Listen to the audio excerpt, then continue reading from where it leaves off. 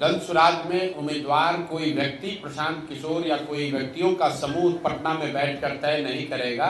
जो साथी भी इस विचार को, इस प्रयास को समझकर इससे जुड़े हैं और जुड़कर इसको आगे बढ़ाने में अपना कंधा लगा रहे हैं, वही साथी मिलकर इसके उम्मीदवारों का चयन करेंगे। और उसी के तहत आप देख रहे हैं कि जन सुराज इस राज्य का पहला ऐसा दल है जिसने उम्मीदवारों की आवेदन की औपचारिक प्रक्रिया अभी शुरू कर रखी है।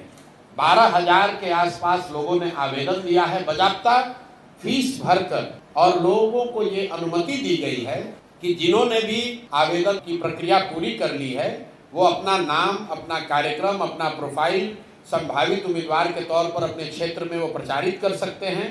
और अब जन सुराज की जो केंद्रीय चुनाव समिति है उस व्यवस्था के तहत अगले 4-5 महीनों में उन सभी साथियों का जो अपने आप को संभावित उम्मीदवार बता रहे हैं या जिन्होंने आवेदन दिया है उनका मूल्यांकन होगा।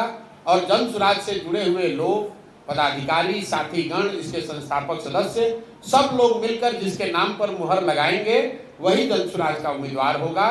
उसमें कोई धन बल का प्रयोग नहीं, कोई अंडर द टेबल डीलिंग नहीं। जन सुराज में कोई आपको नहीं कह सकता है कि हमने पैसे के आधार पर टिकट ले गया या पैरवी से टिकट ले गया। जहां तक रह गई बात की दूसरे दल से आने वाले लोगों की, तो भाई जब बिहार में दूसरा कोई विकल्प ही नहीं था तो वोटर के तौर पर भी आप किसी न किसी को वोट देते थे। बहुत सारे अच्छे लोग जो राजनीति करना चाहते हैं वो बेहतर विकल्प के अभाव में किसी दल के साथ थे। अगर वो आज हम लोग के साथ जुड़ रहे हैं तो उस पर प्रतिबंध नहीं लग सकता है। और इस पर व्यापक चर्चा हुई है जन सुराज में 2 बरस कि क्या हम लोग को प्रतिबंध लगा देना चाहिए कि दूसरे दल से आए हुए लोग इसमें चुनाव नहीं लड़ सकते हैं। और सामूहिक निर्णय यह है कि नहीं, प्रतिबंध नहीं लग सकता है, क्योंकि बहुत सारे अच्छे लोग दूसरे दलों में हैं जो कि आकर जन सुराज के प्लेटफॉर्म को मजबूत कर सकते हैं।